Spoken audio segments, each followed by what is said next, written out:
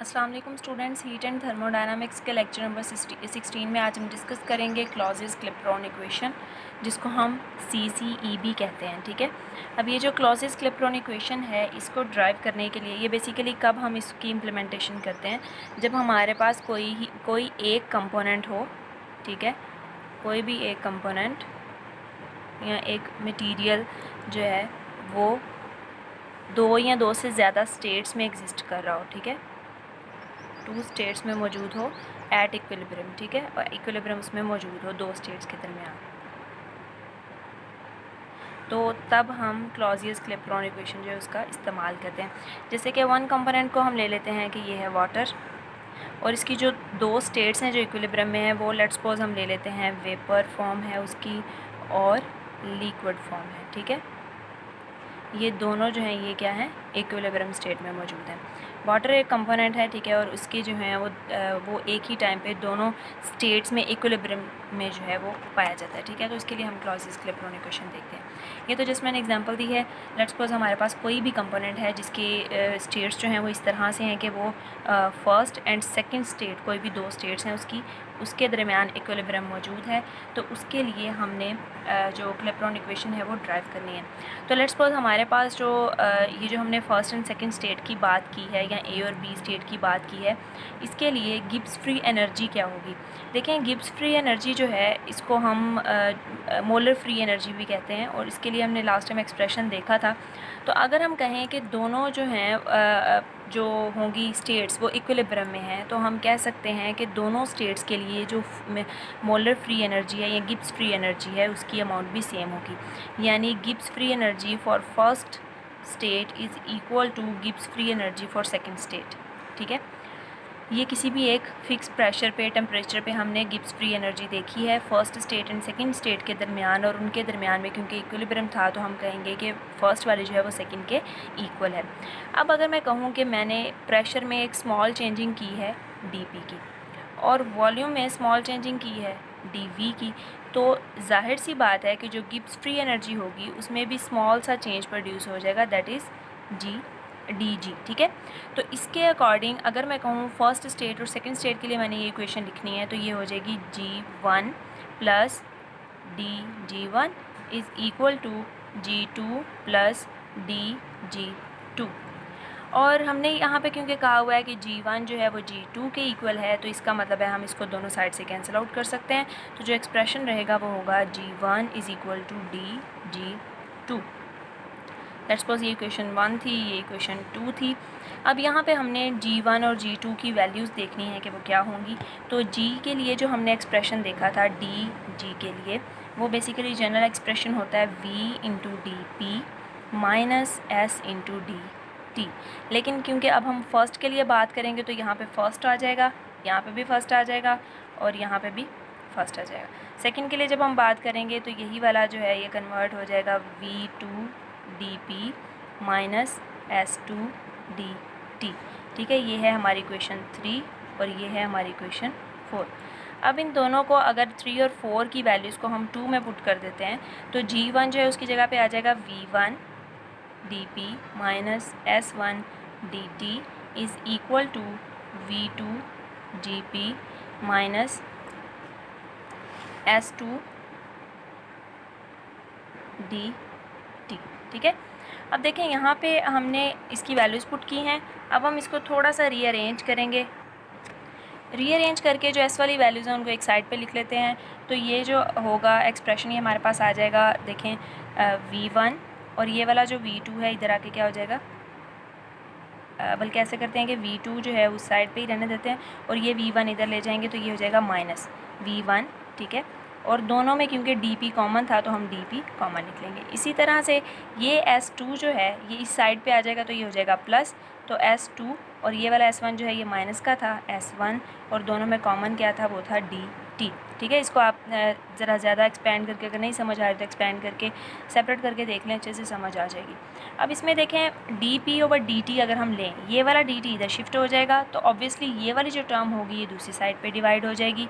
तो dP over dt जो है उसके लिए एक्सप्रेशन आ जाएगा S2 minus S1 divided by V2 minus V1। और S2 माइनस S1 बेसिकली क्या है, ये चेंज इन एंट्रोपी है, ठीक है। और ये क्या है, V2 माइनस V1।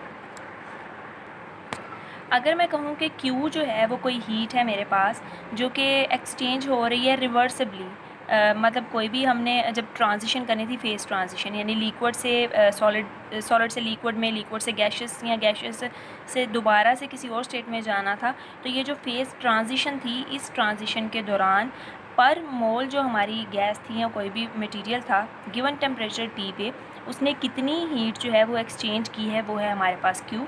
तो उस लिहाज से हम एंट्रोपी के लिए चेंज इन एंट्रोपी जो है उसका जो फार्मूला है वो देख सकते हैं, वो होगा Q/T, जिसमें Q जो है बेसिकली ये डेल्टा Q होगा, चेंज इन हीट, ये इक्वल आ जाएगा डेल्टा H/T, ठीक है।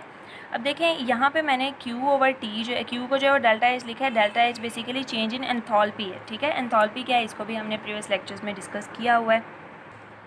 तो अब देखें ये जो डेल्टा एस है, इसकी वैल्यू अगर मैं इस एक्सप्रेशन में पुट करूं तो ये एक्सप्रेशन जो है ये मॉडिफाई होके हो जाएगा dP/dt is equal to delta S की जगह पे क्या आ गया, डेल्टा H/T, और V2 माइनस V1 जो है वो एज इट इज़ आ जाएगा। तो हमारा एक्सप्रेशन जो है वो कुछ इस फॉर्म में आ गया। अब देखें अगर मैं लिक्विड यहाँ पे बात करूँ कि मैंने ली हुई है गैशियस स्टेट, और गैशियस स्टेट से मैं जा रही हूँ लिक्विड स्टेट की तरफ, ठीक है। तो इसके दौरान ये दो हमने फेस ट्रांजिशंस ली हुई हैं, तो इसमें क्योंकि गैस का वॉल्यूम तो बहुत ज़्यादा होता है एज़ कम्पेयर टू लिक्विड या सॉलिड्स, तो हम यहाँ पे कहेंगे कि गैस का वॉल्यूम ज़्यादा होने की वजह से इसका वॉल्यूम क्या था V2 और इसका वॉल्यूम क्या था V1। अगर V2 जो है वो गैस का वॉल्यूम है और गैस का volume much greater than liquid volume होता है, तो हम कह सकते हैं कि ये जो V1 है ये निग्लिजिबल है, इसको हम निगलेक्ट कर सकते हैं।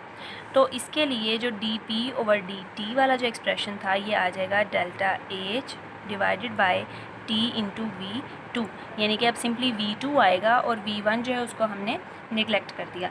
यहाँ पे हम लिख लेते हैं कि जो V2 माइनस V1 है ये अप्रॉक्सीमेटली V2 के इक्वल है, क्योंकि हमने फेस ट्रांजिशन गैस से लिक्विड की ली है और गैशियस वॉल्यूम बहुत ज़्यादा होता है, तो इसलिए हम लिक्विड के वॉल्यूम को निगलेक्ट कर सकते हैं। अब देखें अगर मैं यहाँ पे जनरल गैस इक्वेशन की बात करूँ कि अगर जो हमारी कोई भी हमने जो गैस ली हुई है वो जनरल गैस इक्वेशन के अकॉर्डिंगली उसको फॉलो कर रही है, तो PV is equal to nRT। n को अगर मैं 1 लूँ, क्योंकि मैंने 1 मोल के लिए ये सारा जो है वो कर रही हूँ मैं सारा कैलकुलेशन, तो ये हमारे पास n जो है वो 1 हो जाएगा। यहाँ से V2 की वैल्यू हम लेंगे तो वो इक्वल आ जाएगी RT/P। इसको हम पुट कर देते हैं इस इक्वेशन में, जिसको इक्वेशन नंबर आई थिंक 2 तक हमने ले ली हुई थी, 3 ही कह लेते हैं, ठीक है। आप देख लीजिएगा कौन सी इक्वेशन बनती है ये। अब V2 की वैल्यू यहाँ पे हमने पुट की तो ये आ जाएगा dP/dt इज़ इक्वल टू, हमने V2 की जगह पे ये प्लेस किया, ये डिनोमिनेटर में है, तो ये हमारे पास क्या आ जाएगा डेल्टा H, यही वाली value divided by T into, अब V2 की वैल्यू आनी है RT/P, तो P को डायरेक्ट ऊपर शिफ्ट कर देते हैं, RT को इधर रहने देते हैं, ठीक है। अब क्या होगा, देखें यहाँ पे ये वाला जो P है इसको अगर हम इस साइड पे शिफ्ट करते हैं तो ये हो जाएगा 1/P इंटू DP, ठीक है। और ये dt हम इधर ले जाते हैं तो ये हो जाएगा delta H/R into T square, क्योंकि एक T ये है और एक T ये है, ठीक है। और dt ये वाला इस साइड पे आ गया। अगर मैं 1/P इंटू DP को इस तरह से लिख लूँ कि d/ln P, तो बेसिकली ये ln P ही है ना, ऊपर डेरिवेटिव है और नीचे उसका क्या है टर्म मौजूद है, तो उसको हम ln P लिख सकते हैं। तो ये आ जाएगा delta H/RT square into dt। अब हमने क्या करना है कि ये तो हमारे पास क्लॉज़ेस-क्लैपेरॉन इक्वेशन आ चुकी है, यही इसकी जो है वो फाइनल इक्वेशन होती है। लेकिन अगर मैं इसको इसकी इंटेग्रल फॉर्म में इसको लिखना चाहूँ, इंटेग्रल फॉर्म, तो इंटेग्रल फॉर्म के लिए हम क्या करेंगे, दोनों तरफ हम लेते हैं इंटीग्रेशन अप्लाई करते हैं। इंटीग्रेशन में हमने इस साइड पे इंटीग्रेशन अप्लाई की, P1 से P2 तक प्रेशर लिया, ठीक है, एंड d/ln P आ जाएगा इज़ इक्वल टू, इस साइड पे जो टेम्परेचर लेंगे वो T1 से T2 तक का होगा और ये आ जाएगा delta H/RT square into dt। अब इसकी हम करते हैं इंटीग्रेशन और लिमिट्स अप्लाई करते हैं।